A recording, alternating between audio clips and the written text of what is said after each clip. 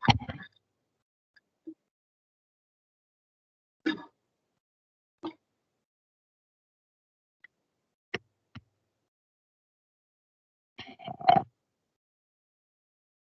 vamos a hablar del último tema del capítulo 15, que tiene que ver con una aplicación directa de la superposición de ondas y se conoce como las ondas estacionarias. Las ondas estacionarias son un fenómeno que se pueden estudiar en diferentes fenómenos de la naturaleza y básicamente pues es un patrón de onda que se genera cuando nosotros tenemos un fenómeno llamado resonancia.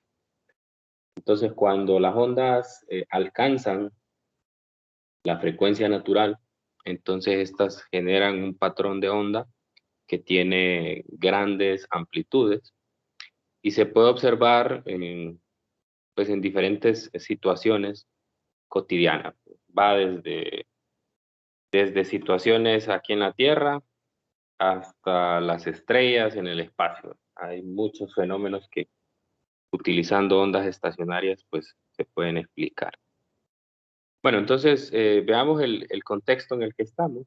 Nosotros vamos a usar los conceptos que vimos en la clase de ayer, pero particularmente los que tenían que ver con las condiciones de frontera de una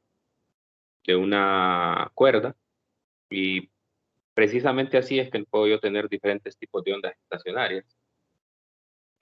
Puedo tener ondas estacionarias en cuerdas, puedo tener ondas estacionarias en tubos de aire también, no solo en ondas transversales, también en ondas longitudinales se puede observar. Hay un experimento muy famoso, les voy a compartir ahí unos videos en el grupo para que lo observen, que se llama el tubo de Rubens. Este tubo le permite a usted hacer una demostración muy atractiva utilizando un tubo lleno de gas y usando unas llamas.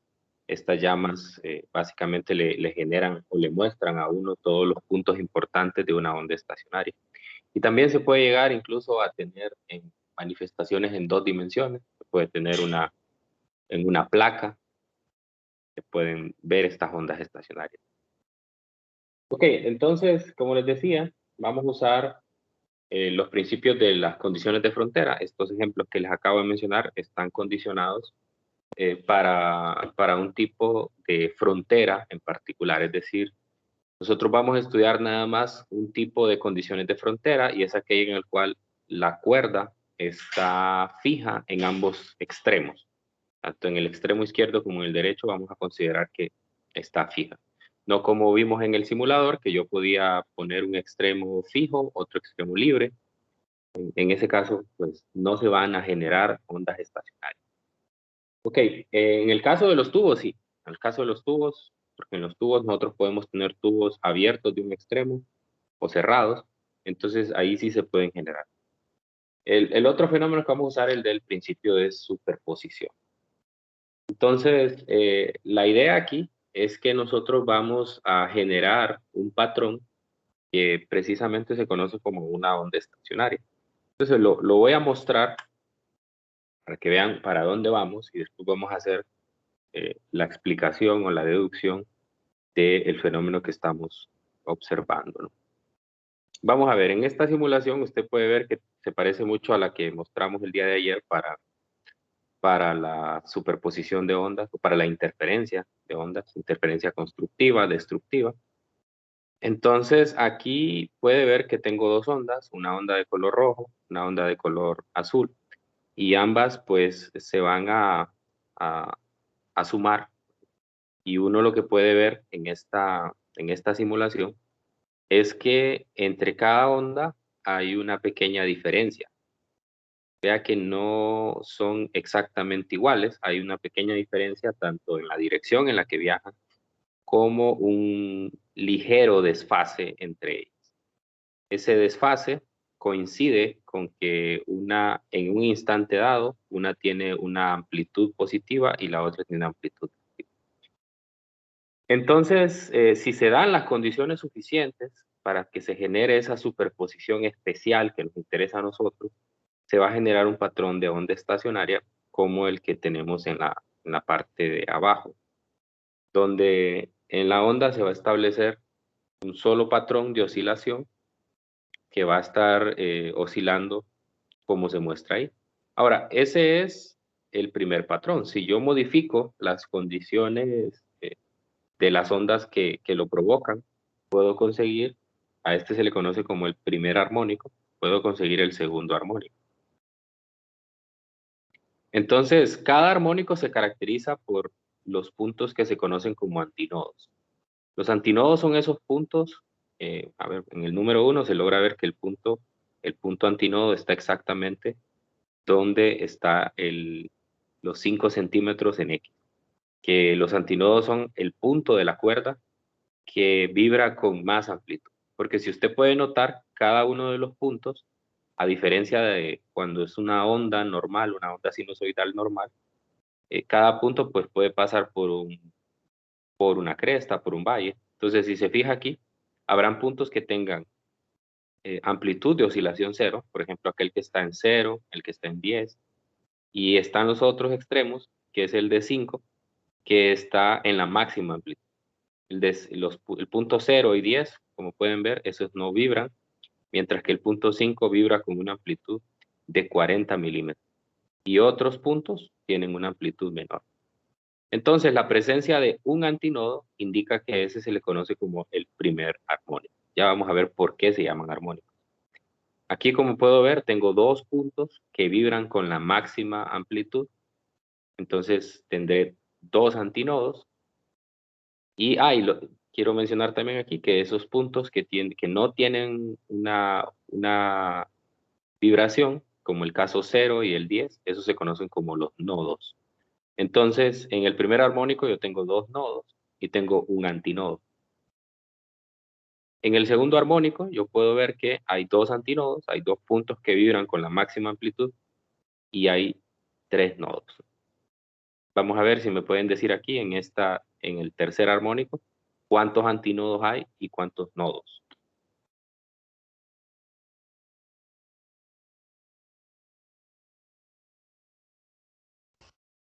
Serían 3 antinodos. Tres antinodos, correcto. ¿Y cuántos nodos? 4. Hay 4. Cuatro, ¿verdad? Entonces, siempre la referencia va a ser para nosotros. En cada armónico siempre va a haber un nodo más que el número de antinodos. Entonces, si hay tres antinodos, van a haber 4 nodos. Lo mismo va a pasar si me paso al 4. Puedo ver que hay 4 antinodos y por lo tanto, según esa regla que acabo de decir, tienen que haber 5 nodos. Los cuento: 1, 2, 3, 4, 5. Ahí está. Puede ver, el primero está en 0, el segundo está en 2.5, el tercero está en 5.5, en 5, perdón, y el cuarto está en 7.5 y el último está en 10. Y la ventaja que tienen este patrón de onda estacionaria es que es simétrico, es decir, la distancia que va a haber entre dos nodos adyacentes va a ser la misma. Por ejemplo, vea la distancia que hay entre el primer y segundo nodo, es 2.5. Y si va y mide la distancia entre el segundo y el tercero, también sigue siendo 2.5. Lo mismo entre el tercero y el cuarto, y lo mismo entre el cuarto y el quinto. Y así sucesivamente, ¿verdad? El número puede ir variando. Ahora, a medida que yo voy variando las cosas, puedo ver que la onda progenitora, por decirlo así, o la onda original que los provocó, las dos ondas, van cambiando en propiedades a medida que yo voy aumentando el número del armónico. Fíjese, cuando estoy en el 1, viajan despacio, tienen una longitud de onda muy larga, ¿sí? La distancia de cresta a cresta es muy larga. Si yo me paso al segundo, ya la distancia de cresta a cresta es más pequeña y va viajando más rápido la onda. A medida que yo voy aumentando el número del armónico, las ondas progenitoras se van moviendo más rápido y además tienen una longitud de onda pues más corta. Si me voy al último, veo que mucho más rápido y longitud de onda más corta. Entonces, aquí solo para observar el fenómeno, eh, nada más, no estoy haciendo ninguna explicación, solo quiero que lo entiendan, quiero que entiendan qué es un armónico, qué es un nodo, qué es un antinodo, porque esos son los puntos clave. Ahora, tengo esta otra simulación que es más bonita porque es más gráfica, ¿no? Entonces, en esta aparece, ahí estoy viendo el primer armónico, me aparece en una línea de color grueso, me aparece la onda estacionaria, pero las líneas punteadas que aparecen ahí son las ondas que permítame que aquí estoy, aquí, no, ahí estaba quiero ver, tengo que fijar, ¿recuerdan lo que les dije de las condiciones de frontera, no? Entonces ahí estoy mal porque eso no coincide con el caso de una cuerda. En una cuerda no puedo tener los dos extremos libres. Si se fijan, las ondas progenitoras tienen de cierta manera los extremos, tenían uno de los extremos libres. Entonces, ahora sí lo tengo fijo, los dos extremos están fijos. Puedo poner este, ¿sí? Entonces fíjese, eso es lo que pasa en los tubos. Entonces, si tengo un extremo abierto, entonces significaría que ya no le estoy restringiendo. En el caso de la simulación anterior les mostré de que se restringía a un caso donde ambos extremos estaban fijos. Entonces yo siempre iba a tener en los extremos nodos, mientras que aquí no. Aquí tengo en un extremo tengo un nodo y en el otro extremo tengo un antinodo. Pero en las cuerdas fijas en ambos extremos eso no pasa. Y lo que pasa también cuando tengo los dos extremos abiertos. O sea, pero ese es el fenómeno en tubos llenos de aire. Entonces, este es el que me interesa a mí. Entonces, puedo ver de las líneas punteadas son las ondas progenitoras. Entonces, me gusta esta simulación porque esta simulación me permite a mí ver qué es lo que pasa en la parte de la superposición de las ondas cuando se genera un antinodo, por ejemplo. Vea cuando la cuerda, que es la que está de color más grueso, está en la parte más alta, las dos ondas, voy a ver si lo logro pausar ahí.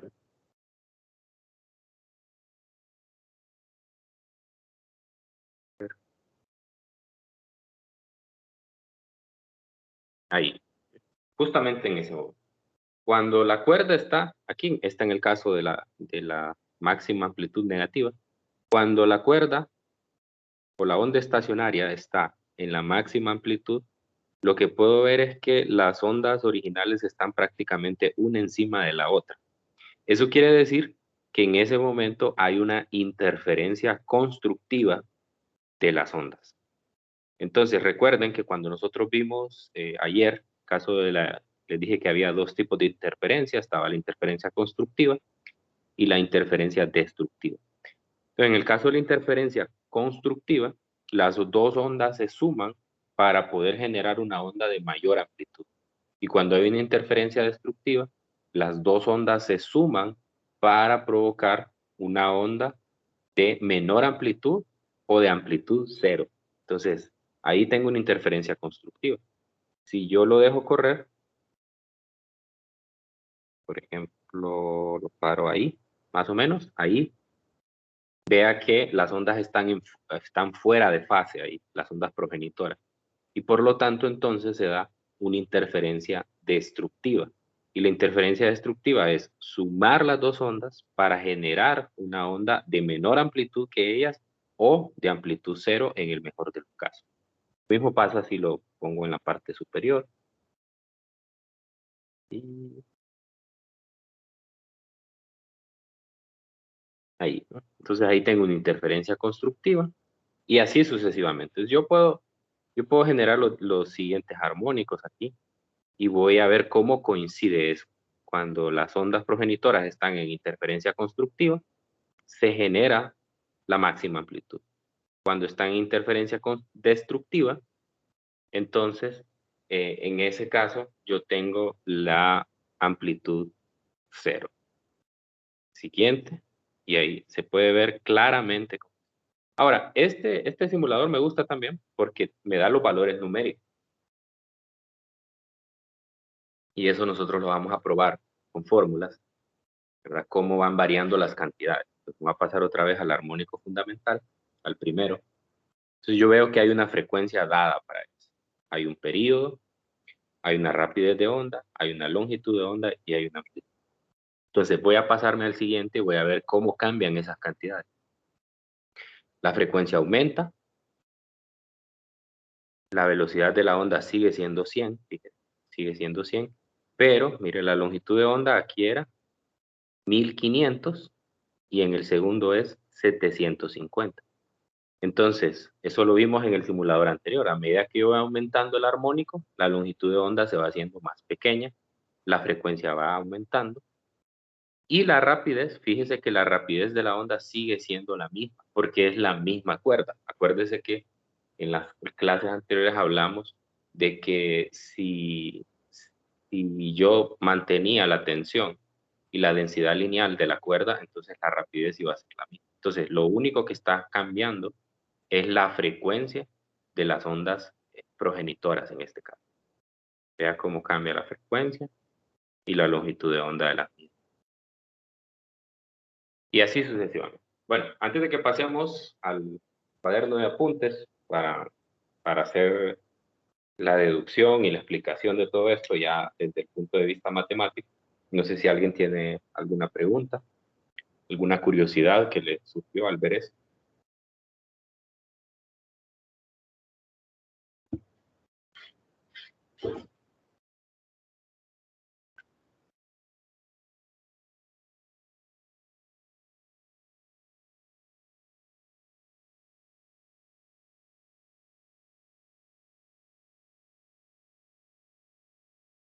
Listo, entonces vamos a pasar aquí a los apuntes y vamos a explicar el fenómeno desde el punto de vista matemático. Bien, entonces existe un principio que se conoce como el principio de superposición.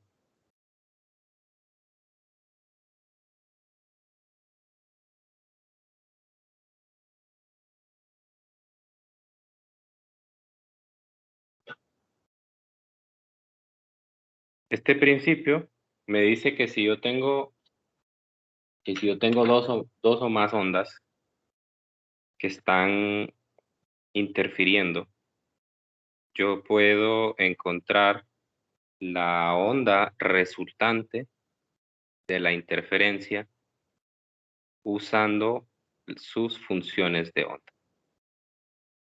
O sea, es decir, yo puedo sumar la función de onda de la primera con la de la segunda y eso me va a dar cuál es la función de onda de la resultante de sumar esas dos. Simplemente necesito conocerla para la función de onda de cada uno. Entonces, en el caso de que nosotros busquemos un patrón de onda estacionaria, entonces ya vimos que tienen que tener ciertas características. Entonces, para conseguir una función de onda estacionaria, yo necesito que exista una relación entre ellas.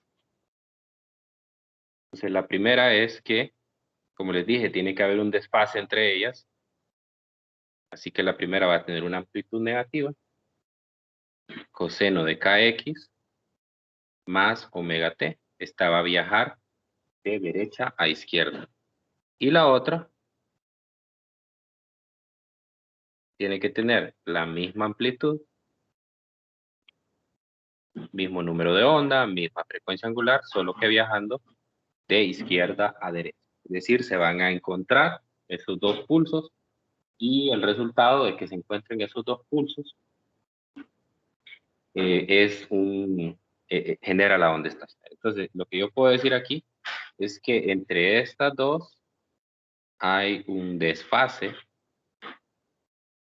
de pi radianes. Pi radianes. Normalmente no no se pone la constante de fase en las ondas sinusoidales, pero bueno, en algunos textos incluso sí lo hacen, pero usted le puede agregar, después del término omega t, le puede agregar un phi, así como se hacía en el movimiento armónico simple. Y con ese phi, pues puede manifestar ese desfase que hay. Ok, entonces el principio de superposición me dice, bueno, ya tiene las funciones de onda, ahora súmelas. Bueno, eso es lo que voy a hacer a continuación. Voy a encontrar la resultante.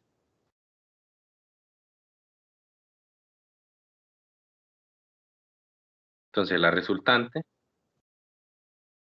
va a ser una onda que tiene una función también dependiente de x y de t, y va a ser la suma de y1 más y2. Ok, muy bien. Y entonces eso sería, veo que ambas tienen factor común a. Una me va a quedar menos coseno de kx más omega t más el coseno de kx menos omega t. Ok, tenemos una identidad trigonométrica para hacer esta suma de senos y cosenos. En el libro de texto aparece la identidad trigonométrica, pero aparece mala, aparece mala. Entonces ahí hay que tener cuidado porque si usamos la misma que aparece en el libro, entonces vamos a cometer un error a la hora de hacer la deducción.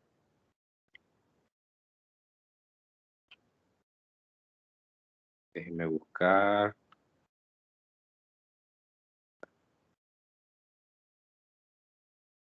Tengo la suma. No sé si tienen a mano ahí una tabla de identidades para buscar esto. Yo no la tenía a mano, así voy a googlearla.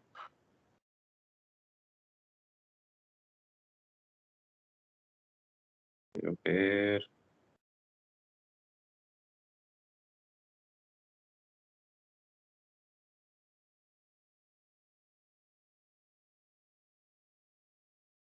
Ok, entonces voy a usar esta identidad.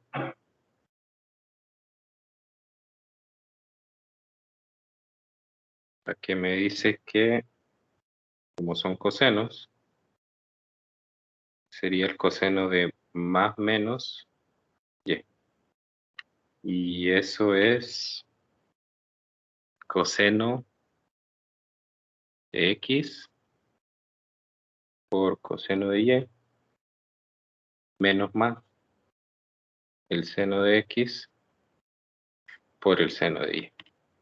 En el texto hay un error porque la identidad aparece donde, en la parte izquierda, donde dice coseno de x más menos y, el texto aparece menos más, y eso no tendría sentido porque eso no pondría ese cambio de signo que hay en los argumentos. Ok, entonces aplicando la identidad, yo tengo, por lo tanto, que aquí la amplitud como factor común. En el primero me quedaría menos el coseno de kx por el coseno de omega t. Bueno, si tengo más, aquí quedaría menos, pero con el signo menos que ya tengo del primer coseno, me va a quedar más. Así que será el seno de kx por el seno de omega t. Ese es para el primer coseno. Ahora voy con el segundo. Quedaría coseno de kx coseno de omega t. Tengo un signo menos, así que aquí iría más el seno de kx por el seno de omega t. Entonces, eso va a hacer que se me cancelen las expresiones de coseno. y que solo me queden las de seno. Y esto ya me va a dar la función de la onda estacionaria resultante. Me va a quedar un 2, producto de sumar los términos de seno. Entonces me va a quedar 2 veces A por el seno de KX. A propósito, voy a meter en un paréntesis esto. Ya van a ver por qué. Y el seno de omega t lo voy a dejar fuera del paréntesis. Ok. Esta es la función final y se conoce como la función de una onda estacionaria en una cuerda.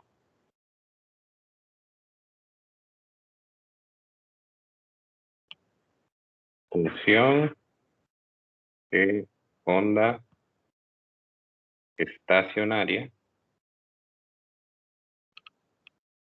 en una cuerda. Ok, entonces voy a explicar cómo esta ecuación me describe el movimiento que estaba viendo en las simulaciones anteriores. Entonces vamos a ver, voy a copiar la fórmula, la voy a desglosar aquí abajo.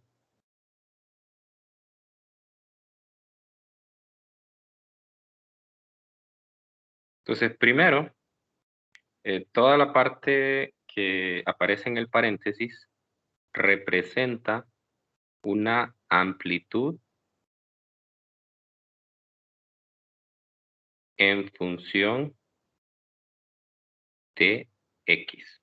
O sea, lo que me está diciendo esa primera parte es que los puntos van a vibrar con una amplitud diferente dependiendo de su posición en la cuerda. Entonces, eso que tengo ahí me dice 2 veces A seno de KX. Entonces, si X es igual a 0, ¿cuánto vale ese término que está entre paréntesis? Si X es igual a 0. 0. 0, ¿no? Pues sí. ¿Y qué punto de los que vimos en las simulaciones son los que tienen amplitud 0? Los nodos. Los nodos, correcto. Entonces, en el punto X igual a 0, hay un nodo. ¿Eso se observaba en la simulación? Sí, sí. Sí, siempre, ¿verdad? Siempre el punto X igual a 0 era un nodo. Entonces, perfecto, ahí coincide.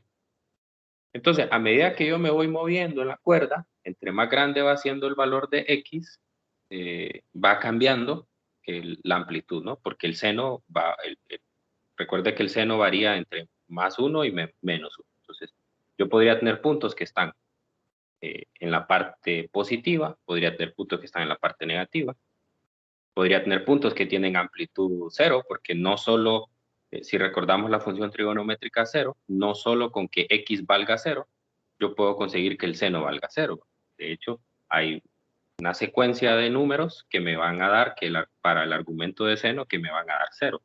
Entonces, en todos esos puntos va a haber un nodo, ¿no? Y dependiendo de cuál sea el armónico, así voy a tener varios, ¿no? Y ahora, la segunda parte de la ecuación, la que tiene el seno de omega t, me dice que esto es una función característica del movimiento armónico, ¿sí? Entonces, resumo en dos conceptos la información que me da ese ecuación. La primera parte es, cada punto vibra con una amplitud diferente. O sea, no hay, los únicos puntos que van a coincidir con la misma amplitud son los nodos, que todos van a tener amplitud 0, y los antinodos, que todos van a tener amplitud máxima igual a 2A. Y ahí se puede ver claramente en esa ecuación, porque el valor más grande del seno es 1. Entonces, si el seno vale 1, entonces la amplitud de ese punto es 2 veces A. ¿Y qué era A? A era la amplitud de cada una de las ondas progenitoras o las ondas originales. Entonces, y además de tener una amplitud en función de X, también realizan un movimiento armónico simple. Entonces, un movimiento armónico simple, donde van a pasar por un punto de equilibrio, que es la horizontal, van a llegar a un punto de amplitud o desplazamiento máximo, donde van a tener una aceleración máxima. Cuando pasen por el punto de equilibrio van a tener una velocidad máxima, etcétera. Todas las características que uno observa. Entonces, cuando yo genero el patrón de onda estacionaria, voy a hacer una captura mejor para tener que dibujarlo.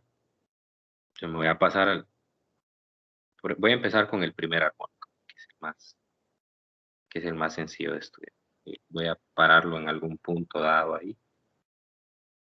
Por ejemplo, aquí. O bueno, no, quizás mejor en el antinodo. Ahí. Ok, vamos a hacer una captura. Lo vamos a llevar allá.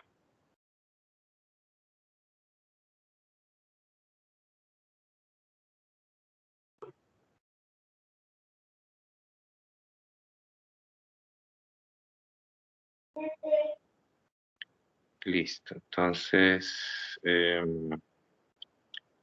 ponemos la imagen y aquí vamos a desglosar pues todas esas características que estábamos hablando.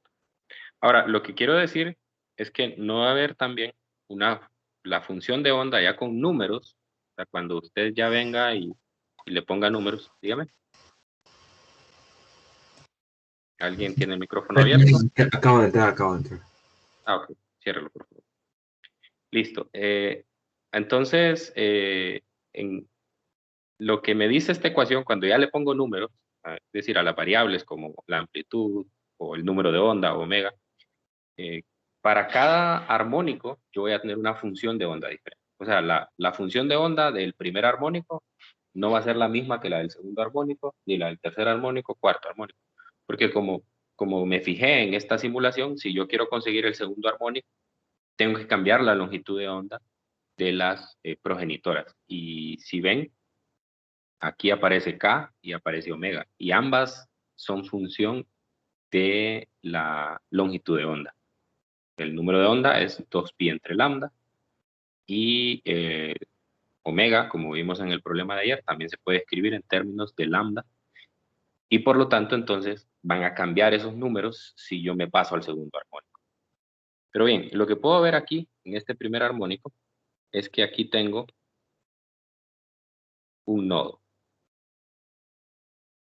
Bueno, no le voy a poner toda la palabra, me va a amontonar aquí mucho, pero normalmente lo representamos con una N mayúscula. Y tengo otro nodo, y aquí tengo un antinodo. Ok, entonces, yo lo que puedo ver es que este punto tiene una amplitud 1, por decirlo así. Este punto tiene otra amplitud, una amplitud 2. Este de acá tiene otra amplitud, amplitud 3. Lo puedo pasar aquí más adelante. Este tiene otra amplitud 4. Por acá otra amplitud que le voy a llamar 5. Solo por poner 5 puntos arbitrarios de la cuerda. Entonces, cada punto de la cuerda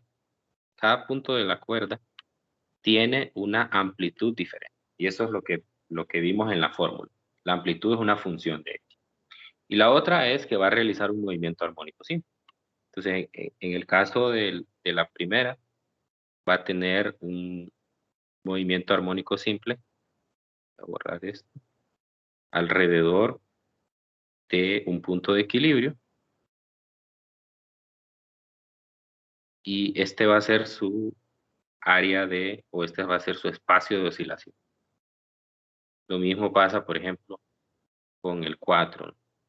El 4 va a tener todo su espacio de oscilación, que va a ser más o menos hasta aquí.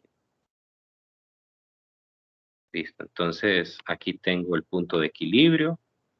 Aquí podría decir, este es y igual a 0 para este punto. Aquí es y igual a para ese punto, pero para el punto 4. Y aquí y igual a para el punto 4 también. Entonces, ahí está. Entonces, están las dos características unidas en la función de onda. Amplitud en función del tiempo y movimiento armónico. Si quiero cambiar de armónico, lo que hago es que cambio los valores que determinan a las ondas originales. Ahí está. Listo. Entonces, el primer cálculo que vamos a hacer es encontrar una relación directa en dónde van a estar los nodos. Eso es lo primero. La posición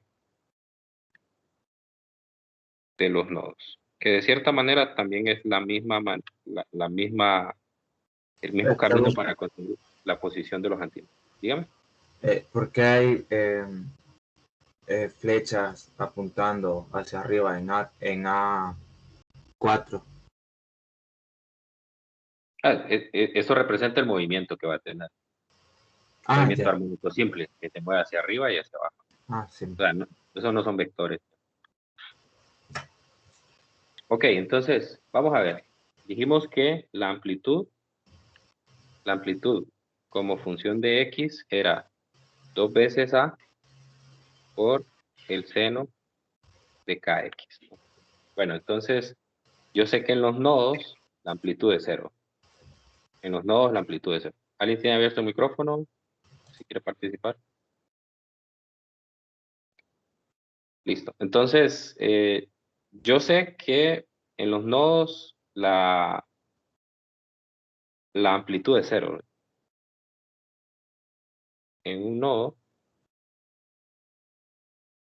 A es 0. Entonces, para que A sea 0, obviamente el término 2A no puede ser 0. Lo que tiene que ser 0 es el seno de KX. Entonces, en un nodo, el seno de KX es igual a 0. Entonces, ¿dónde ocurre eso? ¿Dónde ocurre eso? Pues si nosotros recordamos, KX, eso ocurre cuando el argumento, que en este caso es KX, toma los valores 0, pi, 2pi, 3pi, etcétera, hasta llegar a un valor npi, donde n toma los valores 0, 1, 2, 3 y así sucesivamente. En todos esos valores vamos a tener que el seno vale 0. Por lo tanto, entonces, si yo despejo de esa ecuación, que básicamente tengo una ecuación, la puedo mandar a dividir el número de onda en esa secuencia, y entonces me va a quedar que la posición de los nodos es cuando X vale 0 entre K, pero 0 entre K sigue siendo 0. Cuando vale pi entre K, cuando vale 2pi entre K, cuando vale 3pi entre K, etcétera. Ahora, pero me interesa, no me interesa expresarlo en términos de la longitud de onda. Yo sé que lambda es igual a 2pi entre K. Entonces, puedo buscar ahí en esas expresiones que tengo cómo representarlo en términos de lambda. Entonces, el primero sí, seguirá siendo 0. El segundo, si yo multiplico en el numerador y en el denominador por un 2, entonces me va a quedar 2pi entre 2k. O sea, quiere decir que eso es equivalente a lambda medios. En el segundo, ya de una sola vez tengo lambda. En el tercero, lo que hago es que multiplico arriba y abajo por un 2, y entonces me va a quedar 3 medios de lambda, etcétera. Entonces, ¿será que podemos encontrar una relación general de dónde están los nodos? Una secuencia, en cálculo, ¿cómo le llamaban a esto? El enésimo término de la secuencia.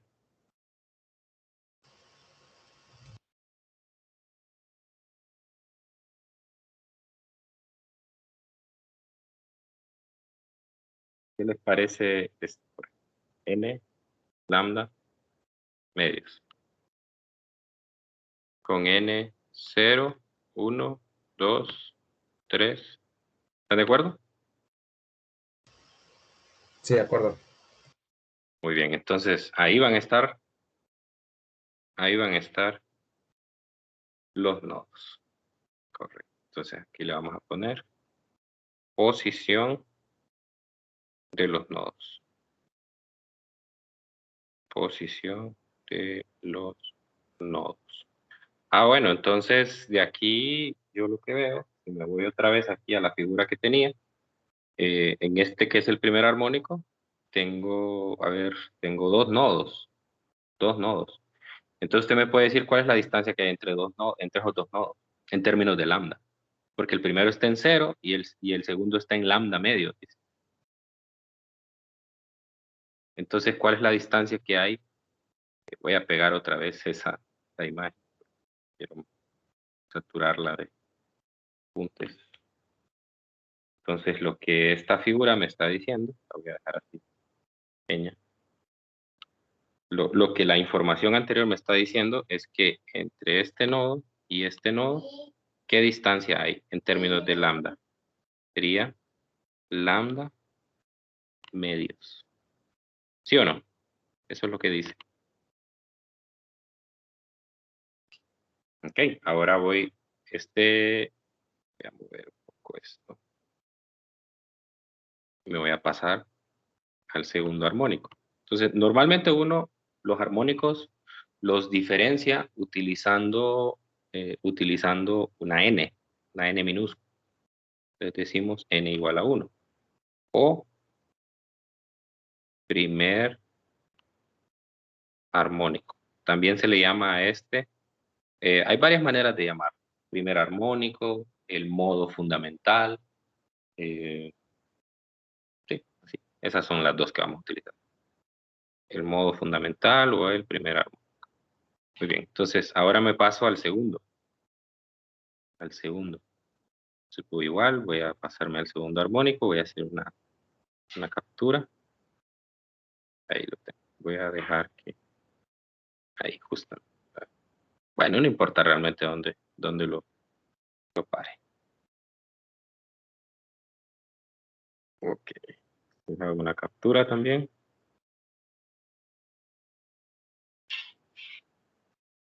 Para poderlo ver en mayor detalle.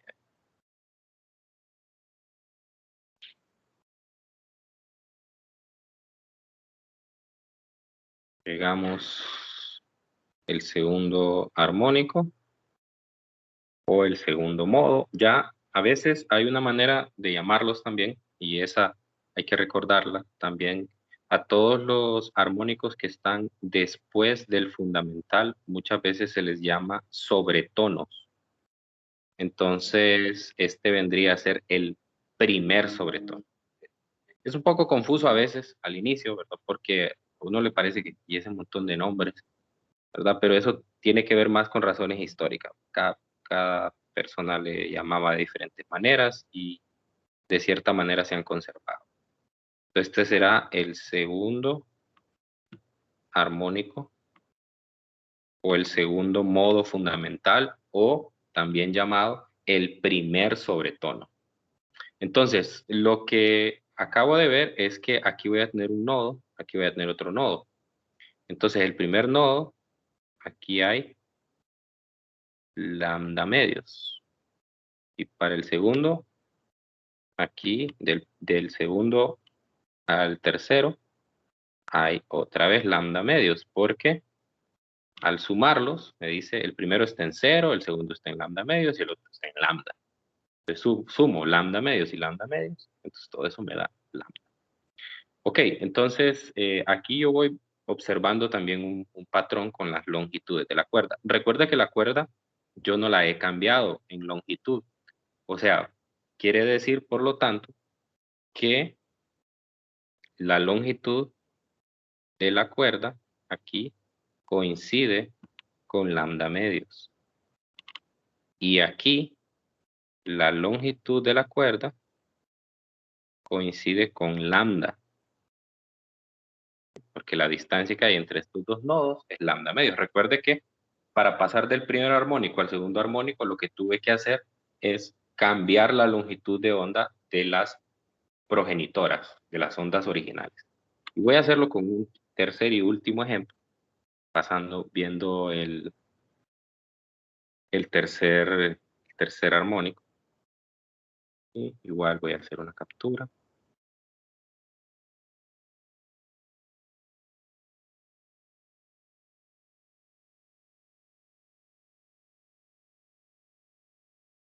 lo mismo.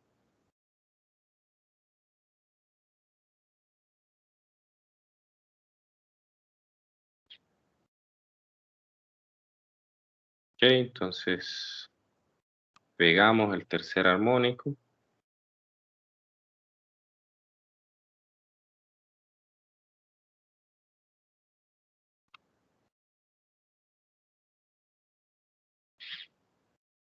Aquí está. Entonces, este pues es el n igual a 3, tercer armónico. Y así sucesivamente, ¿verdad? El patrón se va a ir repitiendo. Entonces, por último, aquí tengo dos nodos. La distancia que hay aquí es lambda medios. Y la distancia aquí es lambda medios.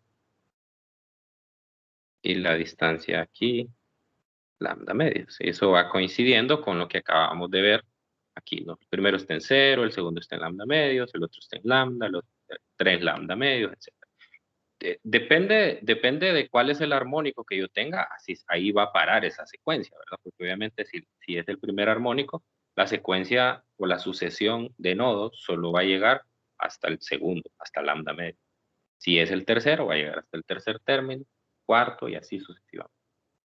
Entonces, lo mismo puedo observar aquí con la longitud de la cuerda, que la longitud de la cuerda es igual a 3 medios de lambda. Bueno, entonces, con esta información, usted puede encontrar particularmente una fórmula general de cuál es el valor de L, que siempre va a ser constante, en términos de lambda. Entonces, notamos de la secuencia anterior que L es igual a N, el número del armónico, por lambda medios. Entonces, veamos si coincide eso. N por lambda medios. En el primero, ¿cuánto vale N? Vale 1. N por lambda medios me da L igual a lambda medios. Okay. En el segundo, N por lambda medios. Si N vale 2, entonces me va a quedar 2 por lambda medios, eso es L igual a lambda. En el tercero, N es igual a 3 por lambda medios, es 3 medios de lambda. Entonces, digamos que tengo una fórmula general que me permite a mí saber, obviamente aquí N va 1, 2, 3 y así sucesivamente. Como es una cuerda fija en ambos extremos, el N va a ser constante. El N va a ser constante. Ok, entonces, pero el L no me interesa, el L no me interesa porque el L es una constante, a mí el que me interesa es lambda. O sea, yo lo que quiero saber es, y ahí es donde va todo este punto, yo lo que quiero saber es cuál es la longitud de onda que yo le tengo que configurar a mis ondas progenitoras u ondas originales para conseguir un armónico. Pues, por ejemplo, si yo lanzo una onda con una longitud de onda de 20 o de 23 o de 28, si es que se va a formar un armónico, ¿cuál de los armónicos? Entonces yo quiero saber, en base a la longitud de onda de la cuerda, cuánto es la longitud de onda que tengo que configurarle a mi onda para que me genere un armónico dado. Si quiero el 5, si quiero el 8, etc. Entonces lo único que tengo que hacer es despejar de esta ecuación para lambda. Si yo despejo para lambda, entonces me va a quedar un lambda en función de n. Ese subíndice se lo pongo porque me va a dar el lambda del enésimo armónico. Entonces mando a multiplicar el 2 al otro lado y el n a dividir. Entonces me va a quedar 2 veces L entre n. Otra vez, donde n es igual a 1, 2, 3, etc. Esto sí lo encierro porque esta es una ecuación muy útil. Y esta ecuación, como les digo, es el lambda o la longitud de onda para el enésimo armónico. Entonces, de nuevo, ¿cuál es la utilidad? Si yo quiero el quinto armónico, entonces, ¿cuánto tiene que ser la longitud de onda de, del- de las ondas originales? A ver, si yo quiero el quinto armónico, ¿cuál debería ser la longitud de onda de las originales?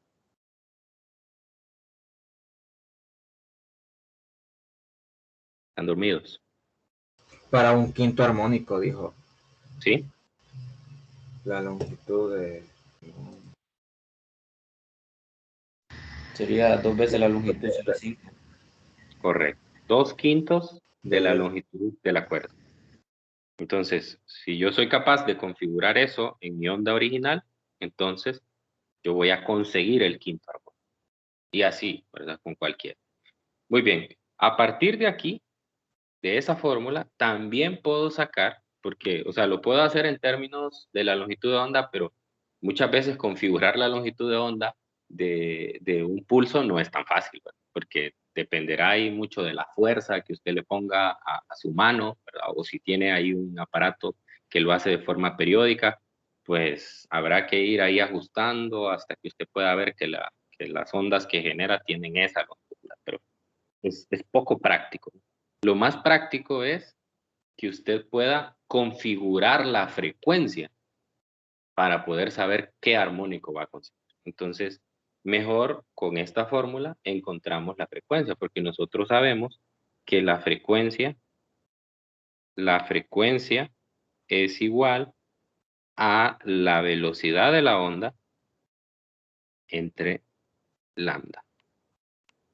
Entonces quiere decir que yo puedo encontrar la frecuencia del enésimo armónico dividiendo la velocidad de la onda entre lambda sobre n. Y vea que a la velocidad de la onda o a la rapidez de la onda no le coloco ningún subíndice porque, como vimos en el simulador, la cuerda no se cambia, la densidad lineal de masa de la cuerda no se cambia y por lo tanto entonces la rapidez de las ondas, ya sea el primero, segundo, tercero, cuarto armónico, quinto, etcétera, siempre va a ser la misma.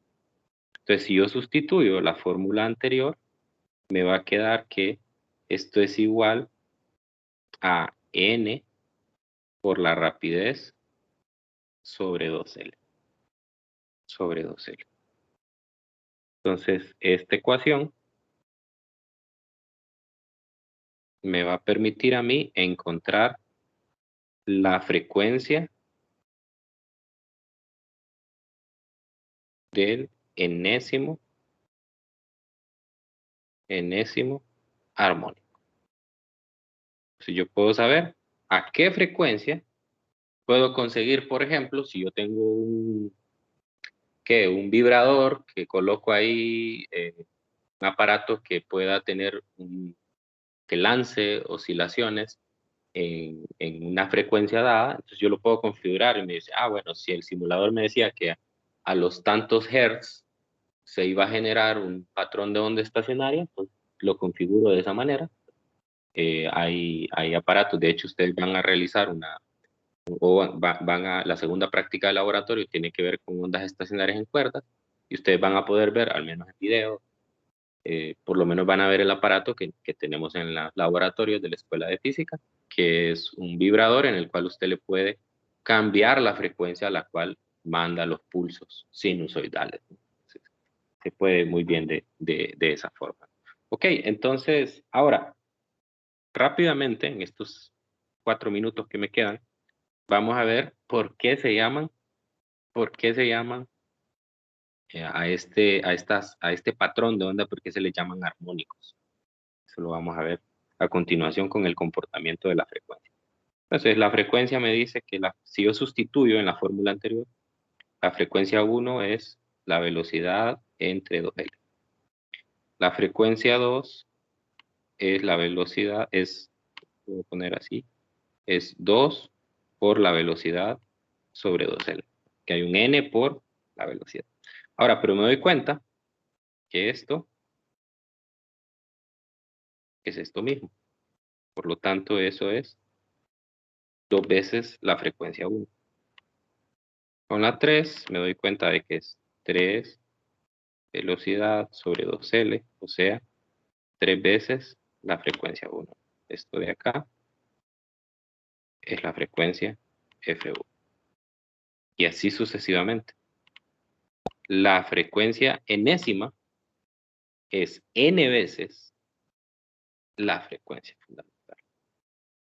Y esa es la característica. Cuando ustedes vieron en cálculo 2, creo que se ven las sucesiones y las series. Esa es la característica de una sucesión, en este caso una sucesión de tipo armónico. Entonces, las frecuencias siguen lo que se conoce como una sucesión armónica. Y finalmente, otra de las cosas que usted puede observar ahí es qué pasa si yo lo resto. Por ejemplo, qué pasa si resto F2. Bueno, voy a restar un poco más. Mejor F3 menos F2. Ok, F3 es 3 veces la velocidad sobre 2L menos 2 veces la velocidad sobre 2L. Eso me da la velocidad sobre 2L. Voy a restar el F5 menos el F4. 5 veces la velocidad sobre 2L. 4 veces la velocidad sobre 2L. Eso vuelve a dar lo mismo. ¿Y qué es esto? F1. F1. Y así, con cualquier número que usted pruebe, si usted mete Fn más 1 menos Fn, eso le va a dar la frecuencia fundamental. Otra característica de la serie o de la sucesión armónica. Si usted resta dos frecuencias consecutivas, entonces usted va a conseguir la frecuencia fundamental de la oscilación. Muy bien, y con eso cierro. El día lunes vamos a realizar un par de problemas que tengan que ver con esta temática. Entonces, no sé si hay alguna pregunta, una duda antes de cerrar la clase. ¿Quedó claro? Ingeniero, lunes, pero después de la semana monetánica, ¿verdad? Pues yo no sé, si usted quiere podemos tener clase en la semana moratánica. No hay problema. No, yo pregunto. No, claro que sí. La próxima semana ya está decretado, es feriado. Es feriado. Bueno, con esto concluimos la temática del parcial. O sea, hasta ahí llega. Después ahí ya, bueno, ahí el capítulo ahí termina con este tema. Entonces solo nos resta hacer un par de problemas de objetivos mínimos. Vamos a hacer uno de problemas avanzados también el lunes. Y con eso cerramos. El martes tendríamos un repaso y ya el miércoles, después de la semana morazánica, vamos al examen. ¿Okay? Bueno, entonces, si no tienen preguntas, imagino que ya quieren irse, pues les deseo una feliz semana. Espero que puedan aprovechar el tiempo, tanto para descansar, para distraerse, como también para ponerse al corriente con sus clases. Que yo sé que uno normalmente para un feriado le está descargando toda esa responsabilidad al feriado, ¿verdad? Y dice, no, allá en la semana morazánica me voy a poner al día, allá en la semana morazánica voy a hacer la tarea y así sucesivamente. Entonces, ojalá que no tengan tanta presión, pero aún si tienen presión, desen un momento para descansar, ¿verdad? Lo necesitan, todos lo necesitamos. Y bueno, pues éxitos, y si estudian, traten de apuntar todas sus dudas, que el lunes y martes después de la semana morazánica, con gusto, las contestamos todas. Cuídense mucho. Gracias, Lick. Buen día. Gracias, Lick. Buenos días, Lick. Check, Lick. Gracias.